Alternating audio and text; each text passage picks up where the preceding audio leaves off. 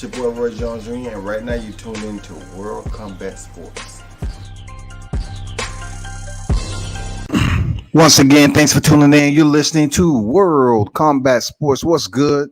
Happy Easter to each and every one of you. I mean, if that means anything, I don't know what you did.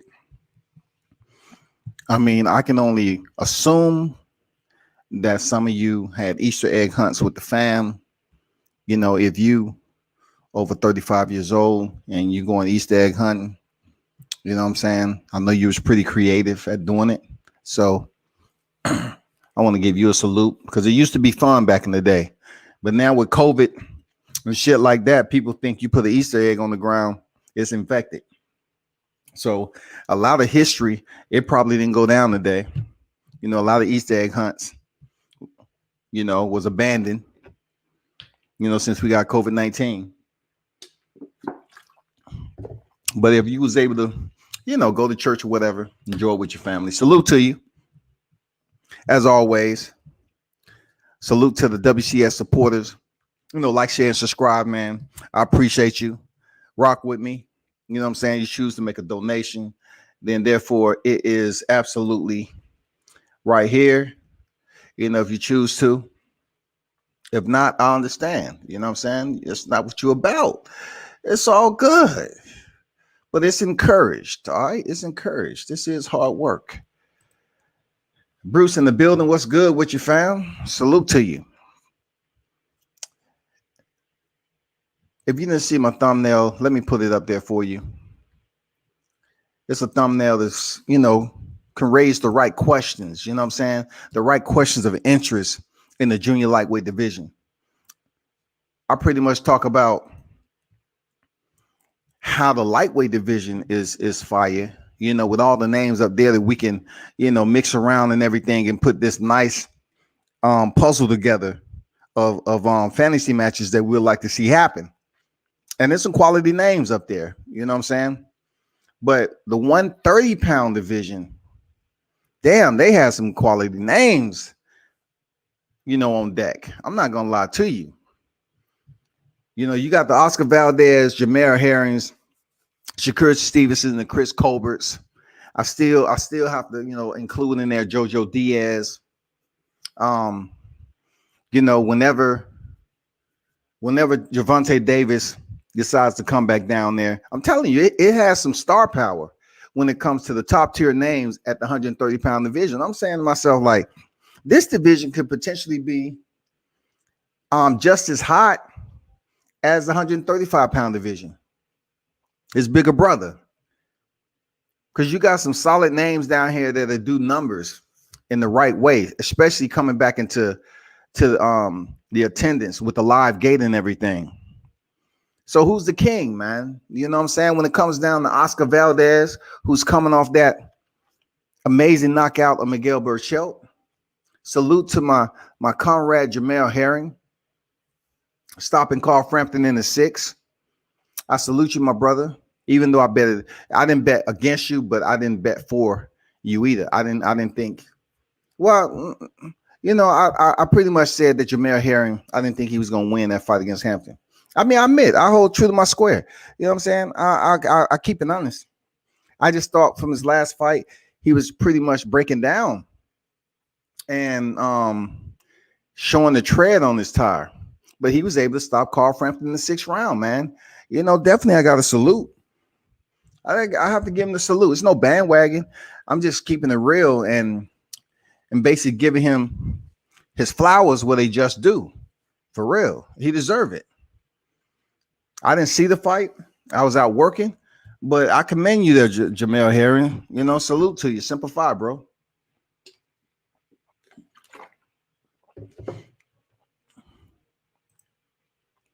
Color Local Sports in the building. What's good? What's good? So I'm looking at the trio that's up here, you know, and I'm pretty curious as to, you know, how the process is going to work with Oscar Valdez and his selection process for his next opponent, because he's the WBC champion, no franchise included, none of that shit. But I'm getting a feeling that I pretty much would put the stamp on it that Mauricio is going to basically insert another franchise belt this year. I believe it's going to either be at 154 pounds or it's going to be 130. The big question is, who is Oscar Valdez? Who will he select for his next opponent? I'm saying, who will bring the most money? Who will be the most competitive? And who is Oscar Valdez interested in? You know, being he only won the title this far, he hasn't pretty much defended it. I'm gonna be honest. I wouldn't want to see him with Jamel Herring, but if I was a gambling man, right, as Oscar Valdez, and I wanted to attempt to unify the division, of course I'll fight somebody for that IBF title that's vacant. Of course I'll fight Jamel Herring for the WBO title. Of course. Those right there is much easier than Gervonta Tank Davis. Yes, indeed. So Jamel Herring, what about him? Shakur Stevenson, yes, we'd like to see that fight. I really hope, something comes out of it. If Herring chooses to keep the belt or vacate it, who knows? But I see Stevenson getting his shot one way or the other. Now, a fourth big name that's at the top in the the ranking, I believe the WBA, is Chris Colbert. Chris Colbert, man, has a lot to prove because I think he believes that a lot of people are not giving him the respect as he deserves. I believe he definitely has a lot to prove out here, to the boxing world. I know he has mentioned that he believes he'll defeat Shakur Stevenson and everything, and that's the type of trash talk you should have. But I would definitely, I'm betting on Shakur Stevenson. Period. I'm not sure who he will fight. Is it going to be for a vacant WBO title or he's going to fight Jamel Herring? I'm not even sure. I know they was in the same stable at one point in time and everything, but hey, that'll be a good fight right there. Especially Jamel coming off a stoppage of Carl Frampton, a stoppage. You know what I'm saying? I didn't see it coming, to be honest with you. I didn't see the fight, to be honest with you. I just had to catch it on the back rewind. And Jamel Herring is somewhat defined father time right now to me. I thought he was pretty much, the layers was coming off and it was showing his age. That's what I thought. I'm just being truthful about it. I truly believe that Jamel Herring was breaking down. I still believe that. I do. I still believe it. Carl Frampton might have gotten old in the ring, and that was a bad matchup that night stylistically.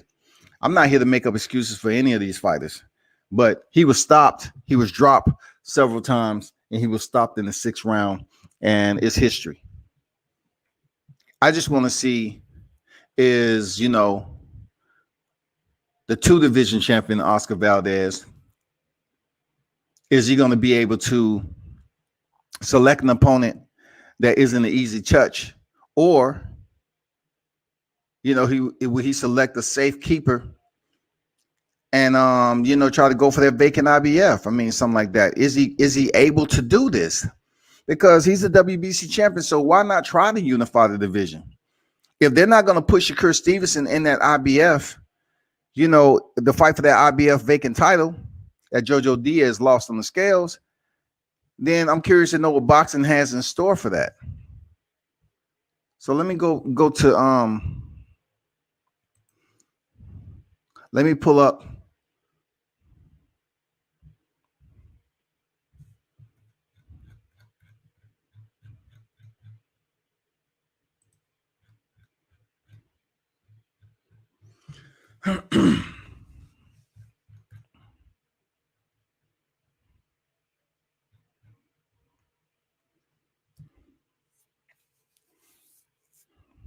So you got Rakhimov, and the IBF is just looking empty right now, like it's the beginning of the pandemic.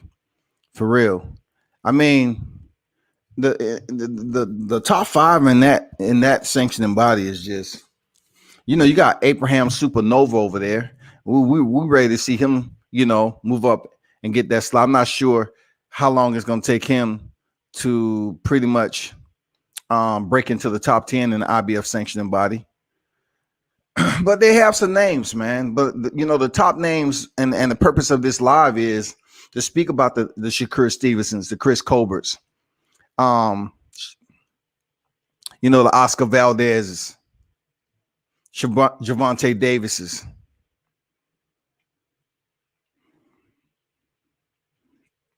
Maybe Tevin Farmer will come back into the picture sooner or later. But I see a sleeper, Abraham Supernova, possibly moving up and getting his shot. Not real soon though, but I see him gradually moving up into position for something.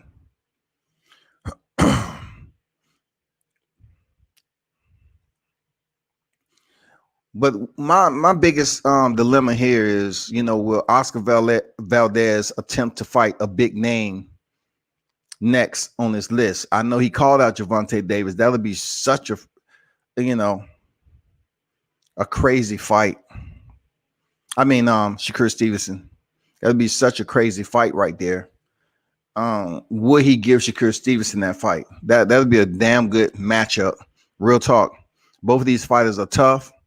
They've been on the big stage, but we have to give the edge to Oscar Valdez for stepping in there with a damn beast in Miguel Burchelt. And not only did he win, he stopped him.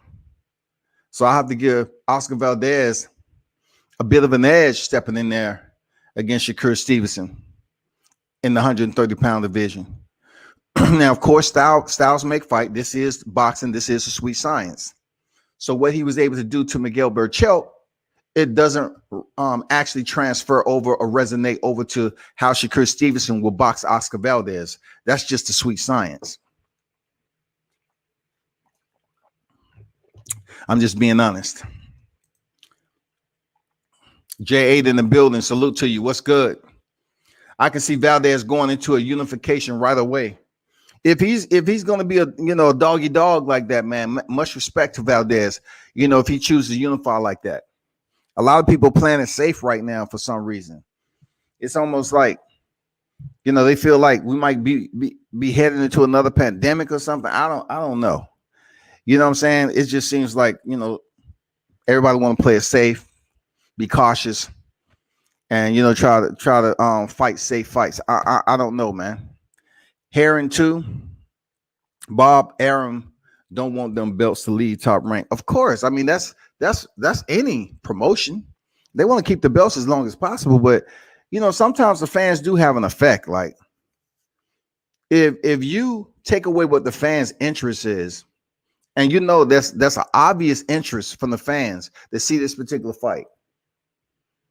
We're not talking about the welterweight division. We're talking about the 130-pound division where it's just, it's coming to fruition. It's pollinating. It's growing into something. We need to keep this. We need to keep this up. So we need for Oscar Valdez to really fight someone of a name. You know what I'm saying? I mean, just keep that 130-pound division growing. I like it. I like it, man. Just fight somebody that's considered competitive. Someone that's that the fans respect. Not an easy touch, but a competitive fight we can look forward to the champ stepping in the ring with. That's what we want. I respect Oscar Valdez in giving us that much. I respect Shakur Stevenson for giving us that much. And I respect Jamel Herring. I really don't know what's going to become of these three if they will fight one another anytime soon. Somebody might say, well, the softest touch out of there is Jamel Herring because he's much older. And I'm saying, yeah, but no, not too many people was expecting him to go in there and stop Frampton. No, they were saying possibly he would beat him. But who was up here talking about he was gonna knock out Hampton? Who? Drop me the link so I can check out, because I need to go to them for predictions. I thought Frampton was going to win. That's just me. Look on my live screens. I thought Frampton was going to win. Even though, Jamel Herring's my comrade in arms, both Marines Simplify. Got mad respect for him, but I thought Frampton was going to win. The way he looked, his performance grade coming off these previous fight. That's all. Ken in the building. What's good, Sir Ken? World Combat Sports. Salute to the wrenches. And salute to the chat. Smash the like button. Appreciate you. Every day. What's good? Tony Boswell. Salute, my brother. What's good? Hopefully your Easter was great with the fam, man. And shout out to the hardworking, men out here getting it in, providing for themselves and their family, man.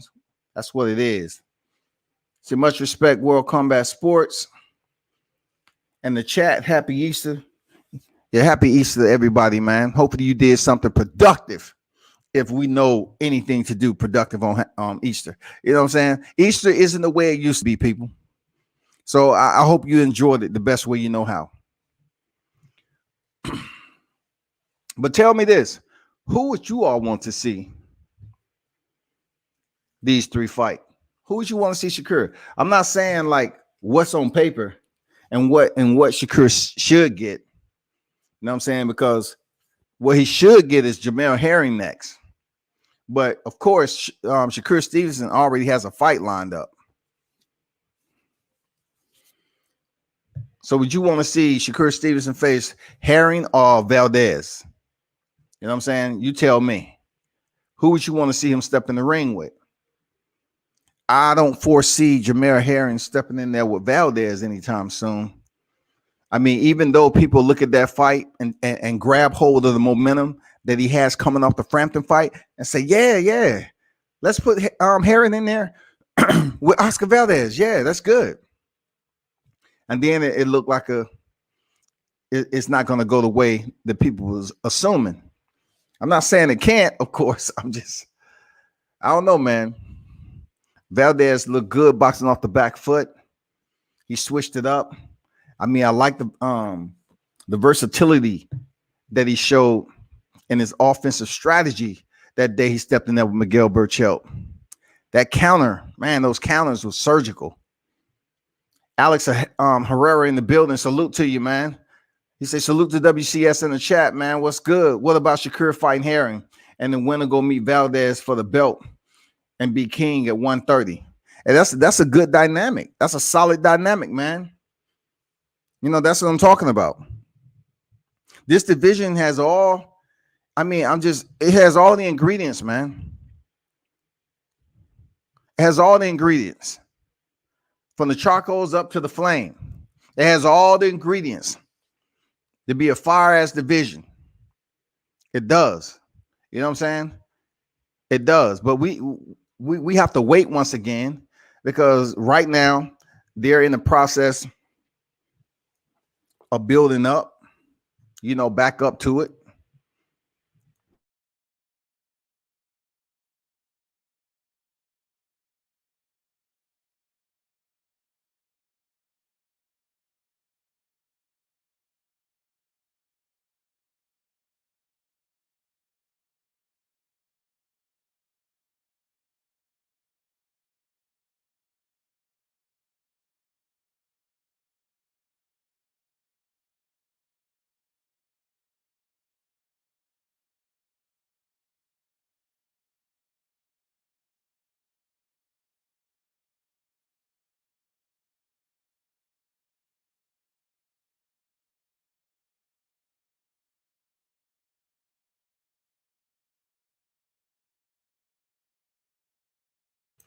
Y'all hold on for a second.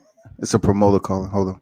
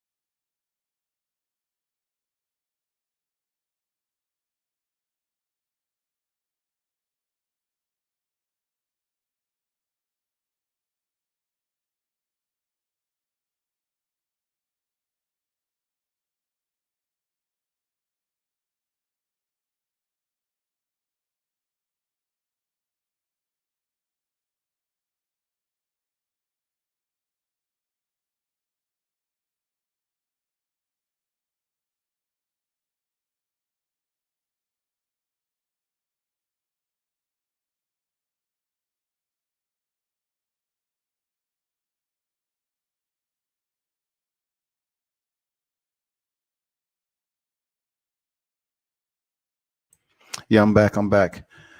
So I like that, Alex. You know what I'm saying? I like that. We just don't know how expedient it's going to be because it seems like with boxing, people just taking fighters just taking their time, promoters just taking their time trying to make these big fights. Colonel say, salute that Bruce goes. My bad. I'm looking at the chat, just listening. Andrew Charles, WCS, salute, bro. Salute to you, Andrew Charles, in the building. What's good, my brother? What's good? Tony Boswell. I have Frampton also winning with Herring crossing over to his backyard. Herring versus Valdez. Then Stevenson versus Herring. And Stevenson in the same camp with Jim. I don't know if they still in the same camp with Jim, man, because I know Shakur Stevens is out there in Texas. You know what I'm saying? Shakur Stevens out there in Texas, and Jameer Herring and them is still over there at Omaha, you know, with Terrence and them. Yeah. That I know for sure, bro. You know what I'm saying? That I can test to for sure. So they're not in the same camp. Not when they're in the same division right now. And Shakur Stevens have made it clear that, you know, it's all business. You know what I'm saying? There's no friends in this boxing game. So they making moves, man, to get these straps. I don't blame them. Real talk.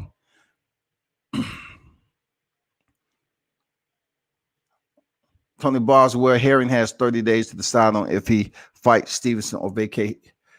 These are his only two options. I mean, definitely. I believe, don't Shakur Stevenson has a fight coming up, though? In the process, he can, you know, in the process, he can make that decision. But let me look some up right quick. I could have sworn that I read something on that. Okay, it's nothing out there scheduled yet. So it'd be crazy if Shakur Stevenson waits it out and fight Jameer Herring, but I don't see that as being logical. That's not logical for Stevenson to do that. You know, Jameer Herring just came off a fight camp. He have to wait a minimum of this whole month of April. And then whether he choose to jump right back in there in May, probably the second week in May or something like that. I don't know. For another hard fight against Shakur Stevenson. We'll see. You know, I don't put them past Jameer Herring being able to do it. I mean, he is a United States Marine. I got to give the Devil Dog some props. You know what I'm saying? For his dedication. We do have sayings over there. Improvise, adapt, and overcome. You know what I'm saying? No retreat, no surrender. Well, we'll see, man. That Colonel, how did you know that I worked a lot? So my news come from y'all. Thanks. No problem. Herring may end up vacating and moving up in weight is my prediction. Man, if Herring vacates and move up to 35, man, is it smart for him to do that? You know, the way he was looking. Well, sometimes I put it this way. You know, some people look different at lower weights, especially when they get older and they have to do a strenuous weight cut. If you know anything about Jameer Herring, that 6-pack, 8-pack, whatever you want to call it, he's always carrying that shit around. Always carrying it around. So I'm gonna see, man. He might feel better at 35. Shit, he might go up there and shock some people. You know what I'm saying? He might be feeling a little different dropping that 5 pounds down to 130. So we'll see how that play out, man. For real. That's a good point right there. Man, why Herring looked like he damn near 50 yesterday? That's what I'm trying to say, man. Like Herring, he looks older than his age. You know what I'm saying? Like he's younger than me quite extensively. But it is what it is, man. I don't know. Everybody aged differently. But I know he was able to get that win over a younger Frampton. I don't even know. No, him and Frampton might be the same age, if I'm not mistaken. I'm not sure. But when it comes down to it, it was a good fight.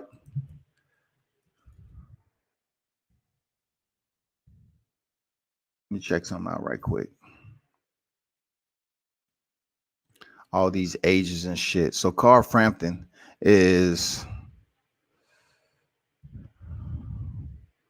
It's funny how they choose to keep their... Anybody know Carl Frampton's age? Let me know. Jameer Herring, he's 35. All right.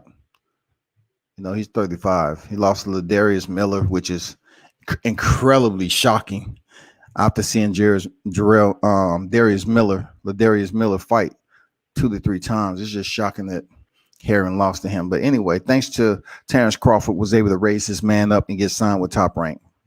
And he lost to Shabnikov. Okay, I got it. Can y'all tell me how old is Carl Frampton? Is he 35 or below? I'm not sure. The way I read in the contract, it said Herring had 30 days to make a decision, and if he don't fight Stevenson, then fight the fight Stevenson has scheduled will be for the vacant belt. Okay, cool. That's what's up. Then, just like we see fighters happen to enact their rematch clause. We'll see what Jameer Herring comes up with. He's gonna enact his rematch clause or what? We don't know. We know how that shit gonna work. But if indeed he is planning to move up to 135, then do what you got to do, man. That's a nice division to be in, man. That division right there has so much potential, but the potential seems like they're distracted. Some of those individuals in the 135-pound division needs life coaches. They just wander around everywhere.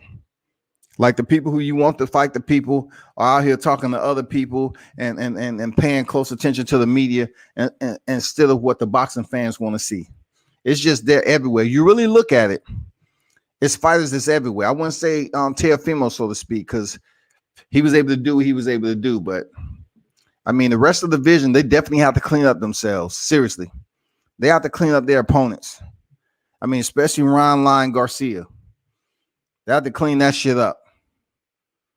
We have to clean that up. Gervonta Davis, he just have to make sure he just stay on tap altogether.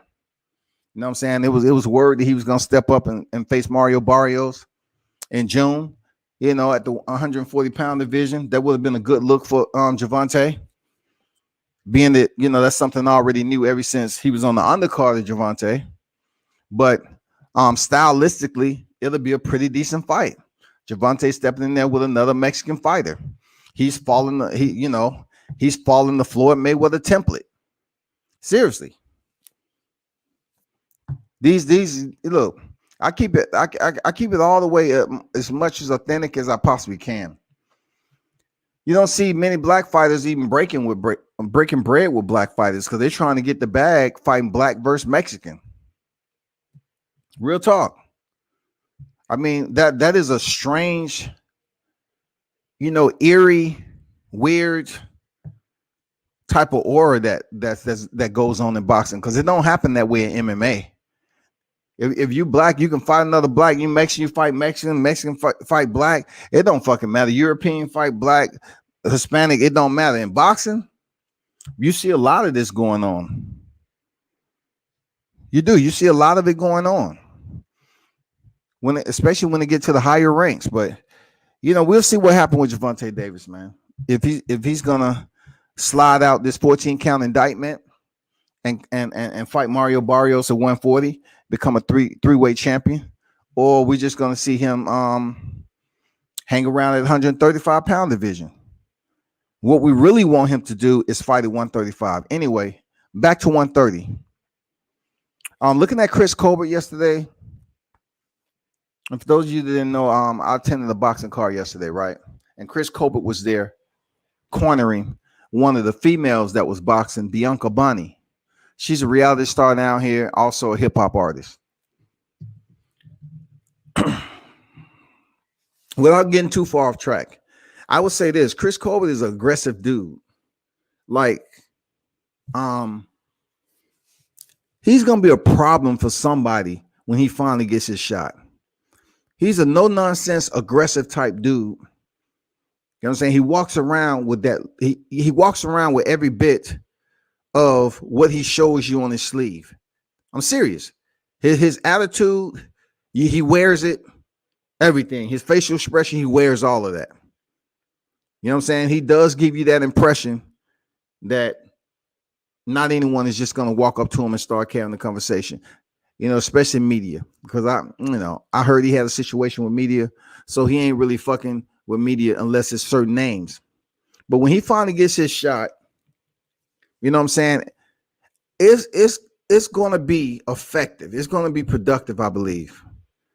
I mean, I did a live on Facebook, just a little bit, of the females match that they had and his fighter, of course. I just wanted to see people see him up there cornering the fighter. And it was so much outside. I like, man, this is my town. I grew up around this area. I used to walk home from that same venue, man. I used to go the street. Go to school up the street. Anyway, it was so chaotic in there. The whole time Chris Colbert was hanging over the top rope while the girls was fighting. Talking about go over here right, jab. You just don't do that shit at a real boxing match. You don't be standing up on the ring ropes.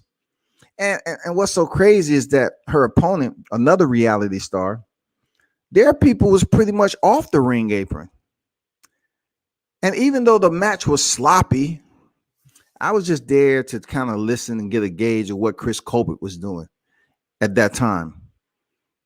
Really, I just wanted to see what his advice was to her, what he was talking to her about, how he was acting. I mean, he was like a motherfucking pit bull on the leash, dog. I'm telling you, Colbert wasn't playing around about nothing. He wasn't in the fight, but he goddamn looked over Ray J when they was grading, talking about who won, and Ray J put up a name. He said, "Ray J, stop playing." Him and Ray J was eyeing each other down. When I developed my pictures, I think I got the picture, but he was halfway over in front of me and looking at Ray J when he was holding up the sign, like, man, what you doing? Don't do that, because see, Ray J and her was on the same reality show, but now I guess Prime Time is in her corner trying to help her boxing. And I can see he helped her with her boxing, but he is, that he was extremely aggressive up there for a female that don't have any boxing experience. He was getting in our ass, boys. It's like, goddamn, throw the jab. 1, 2. Over here, right? What do we look up? Get over there. Why are you waiting? We ain't waiting. Get over there. Push. Go get her. Close distance. I mean, it was sometime with the females, they were tired, but they tried to say the fight was a draw. And then Chris Colbert said, no, this ain't no draw. No, this ain't no draw. And he was looking at the judges. Look, check this out. Let me tell you who the judges was. This how hard Chris was going. This is the shit I run into, man. I'm telling you, you got to be on site. You had Ray J. You had Lil Eazy-E, Eazy-E's son. You had Pac-Man Jones. You had Young Jock. You had Shaq, Zab Judah. Now, of course, he wasn't mean mugging Zab Judah. Zab was on the far end. You know what I'm saying? He was hosting an event, so Zab was sitting in another area. But you had a lot of guys there on the front. And 2 other dudes I can't mention, but yeah, Pac-Man was there. A lot of people was a lot of people was on that front row. But Chris Cole was like, "No, man, ain't gonna be no draw. Another round, man, another round." And I was surprised he forced that shit to happen. Boom, they did one more round to settle the score. The women had took off the gloves already, y'all. The girls that took off the gloves already. Chris Colbert made them motherfuckers do another round, dog. He wasn't, the look Chris had on his face, bro. He was so wrapped up into his fighter getting that victory and getting that belt, because they was handing out belts. He came all the way in front of me. I was down on the apron. He looked at Ray J. He said, "No, man, don't do that. We're going to fight another round, man. We ain't doing that. We ain't doing that, man. We ain't doing no draw." And then, Ray J all cool, like, nigga, I'm not the only judge around here. Why are you eyeballing me?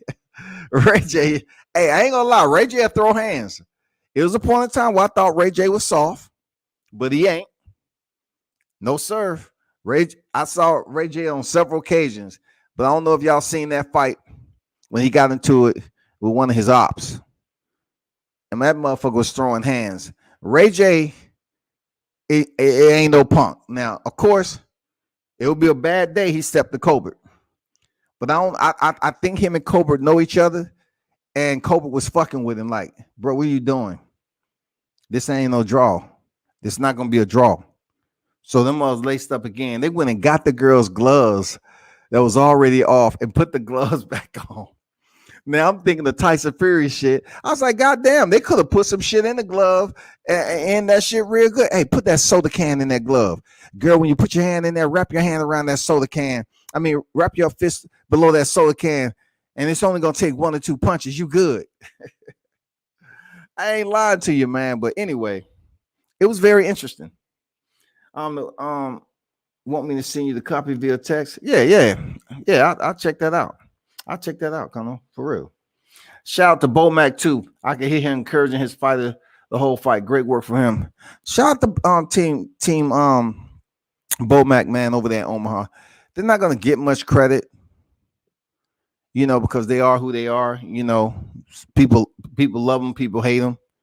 But Bomac is a championship trainer. So you have to give him a salute and show him his love. They're not the most talkative and communicable people, they just don't give you that natural, genuine love. But I really want to give a shout out to Team Bud. I fuck with them.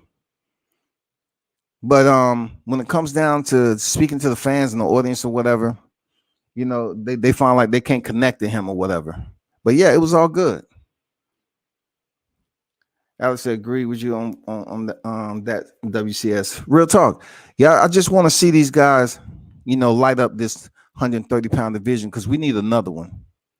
You know what I'm saying? We need one close to the 35 division. If we can get the junior and the lightweight division to pop off the right way, we got a really nice end of 2021. It's going to be real nice. We're going to have some nice matchups underway, and it's going to be on point. You know what I'm saying? How dare me to go up to 140 and ignore the fact we have Ramirez Taylor? It's gonna happen when it happens. I just need some oomph from that. I need that funk. I need that funky funk. Unification match. I just need that funky funk. I just don't get that funk when it comes to the 140-pound unification. Not to devalue anything about it. It's a motherfucking legitimate unification absent of a franchise. All right. But no one's giving that division any attention, though. Yeah, the hardcore fight fans, we know what it is. That's big. Unification, man, it's big. Real talk. It's fucking big. That's just like talking to Corey Spinks last night.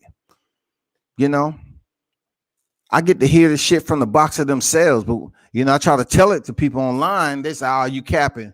No, every time I have a conversation with these boxers when I see them. I was talking to Corey Spinks yesterday before the crowd even showed up. You know what I'm saying? Come on, man. 5-time world champion, man. Come on now. He did what he had to do, man. Zab Judah was there.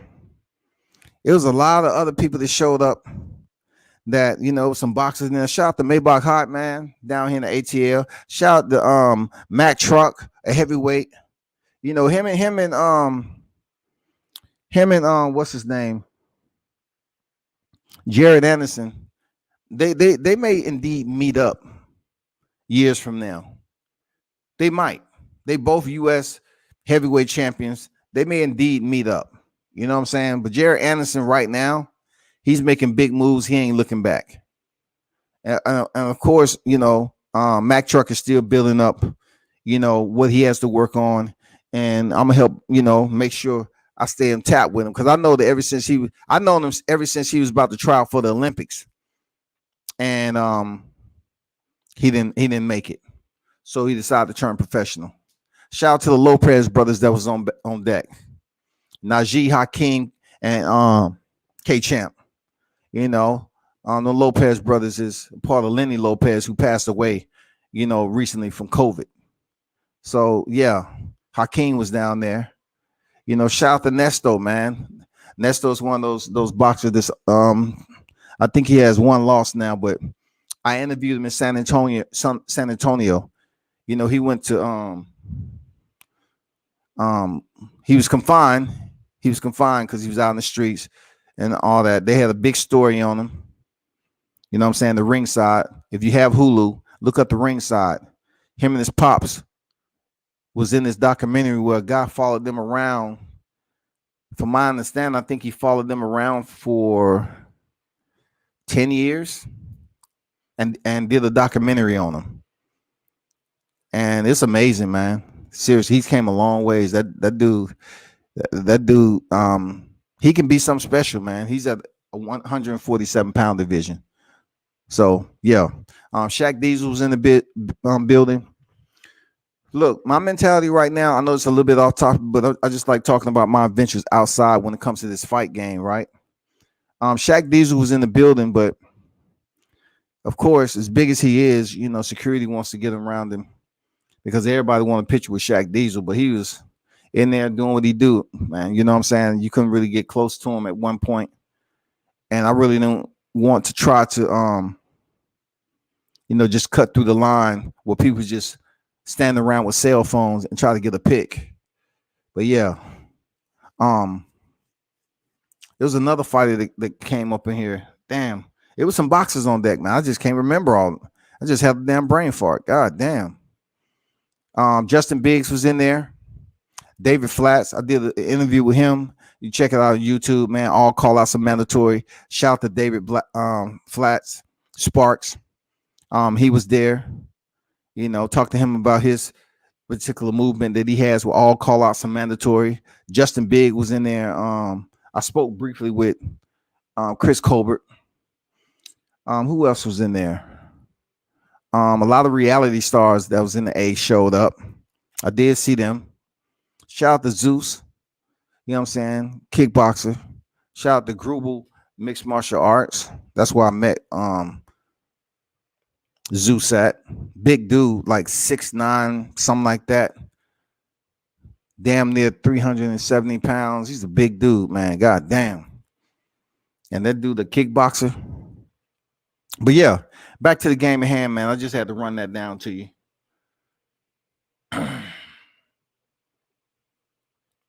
Troy in the building was good. Much respect to the ladies, the management, and promoters for allowing the fight to be settled. Boxing needs more of these stories. At the moment, there's no king at 130. Yeah, at the moment, it's not a king, man. It's just some big fights. If I was to say the king of a fight, you know what I'm saying? It's two fights that I go off of. You know what I'm saying? I will have to go off the Oscar Valdez and Gervonta Tank Davis and Leo Santa Cruz. I really have to slide them in together and balance them accordingly. Seriously. I can't put Jamel Hare and Frampton in there, even though it ended in a stoppage. It was no way, shape, or form in the magnitude with the shock value of Gervonta Davis or Oscar Valdez. It was nowhere close. The shock value. When Valdez, oh my God, when he landed that counter on Miguel Burchelt was crucial. Face first, done, wrap, consciousness, out. Leo Santa Cruz, left uppercut, snap, lights, done. Call it a night. EMT up. Both of them guys, man. You know what I'm saying? They had two of the most memorable fights right now in 130. But you know damn well they're not going to fight each other. And I think Tank will make more money if he was to fight a big fight at 135 pounds, with the name of Teofimo Lopez. That's like the biggest fight up there, in my opinion, for Gervonta Davis is Teofimo Lopez. Why? Because he has all the belts. Plus, both of those guys have pretty decent punching power. You feel me? But we'll try to keep on building up this king at the light the junior lightweight division. And I like the names I'm looking at, but make no mistake about it. I made a thumbnail and I said that Stevenson was the boxing emperor. Seriously, I do believe if Shakur Stevenson, if I think the way I'm thinking, him growing into his body, Shakur is going to be crucial, man. Shakur is going to be crucial when he starts moving up. He's going to be a second division champion at 130. That's going to happen. And then I'm hoping he's able to slide up to 135 at the right time. But from what I'm hearing, he's trying to collect as many belts as he possibly can at 130 before moving up to 135. But we'll see how that works out, man. Let's do it. There's Shakur. That's a lot of promise in that guy. A lot of promise. But man, hey, another big fight card coming up. I will be extra busy, and I just want to send this warm welcome to those who are still out here grinding, trying to cover the sport of boxing and MMA. I appreciate you. I'm definitely gonna be in the field this week again, and I will try my best, to bring you some picks. I'm gonna start making some video with the picks, okay? Because me taking picks, I can come up out of there with at least about 6,000 or 7,000 picks and filter through them and put them on Facebook because I can't put them on YouTube like that. But I'm gonna start making some short vids on the picks that I took because I don't know. Some people believe I just go to these fights and sit around. I never go to a fight and sit around. I'm always I'm taking stills and I'm doing videography. Even the videos you see me just putting up, I was recording video and I was taking stills. You know what I'm saying? And interviewing fighters. Those who walk through. So I want to provide more content on site. We have a big fight card coming up April 10th in the ATL, man. It's going to be nice. You got the one and only Brian Norman Jr. Yes, the same one that was in there with Tank Davis. He's coming back once again. I'm not sure if his record is going to reflect the fight in Mexico they was waiting on. That would definitely register him at 20-0. But he's going in there for his 21st victory at Buckhead Fight Club, on the 10th. We had the one and only Tay Golden Warrior Jones. He's getting back in the square, man. If you don't follow Coach Mustafa on IG, I ask that you do. If you're not if you're not following Coach Mustafa on Instagram, please do. He has his own way of coming up in the South, man. He loved watching film. He loved teaching fighters the movement. So he'll record the fighter and then he'll show you the fighter doing it and he'll show the move where he actually was teaching the fighter. Also, they have some very tough sparring session down there and they get it in. His facility is called the Grindhouse. The Grindhouse. So I saw Tay Jones in there hitting the bag the other day. I was like, dang, who that dude over there hitting the bag? And I was on live. I said, Coach, is that Tay over there? He said, yeah, that's Tay over there. I was like, God damn. I mean, Tay was up there committing felonies on that motherfucker. Assaults. I was looking for the police to goddamn come in and take him in cuffs and shit to my, hey, your conduct is not to be, you know what I'm saying? You can't do it. You can't have that type of conduct. Like the shots you was hitting that bag with, no. But he's in the ring on the 10th on the same night. We have two ATL, two big fighters off the ATL, man. That's going to work. You know what I'm saying? Brian Norman's going for his 21st victory, man. He's looking forward to that shit. He just came off fighting off Showbox. So I'm pretty sure it's only going to be a matter of time before he gets on Showtime. But shout out to his pops, Brian Norman Sr. Good ass people, man. I will be at their gym tomorrow. I'll be at their gym tomorrow. Attempting to do some media and stuff like that, possibly. You know what I'm saying? I have to get a time from them.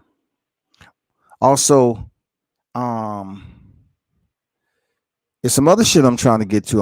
I got to make a phone call. I got to shut this live down, but I have to make a phone call for this big event. I'm trying to bring y'all something, man. So what I'm trying to do is when I run up on some of these big names that's gonna be popping through on the ATL, y'all have to stay aware to my YouTube when I power it up. I'm gonna try to bring y'all the exclusives like I did before, like I did the MGM Grand, all that. I'm trying to give y'all a, inside, up close, personal when I'm talking to these people. But y'all have to make sure you pay attention to the notification. But I'm gonna try that. You know what I'm saying? But yeah, I got to bounce. I definitely have to talk to some people tonight, man. Salute to everyone who was in the chat supporting WCS, man. Let's grow the channel. And yeah, by the way, if you don't support the channel, stop talking about what I don't do. Okay, just support what I do and encourage it. I truly appreciate that. Real talk. But until next time, man, turn up and tune in to World Combat Sports.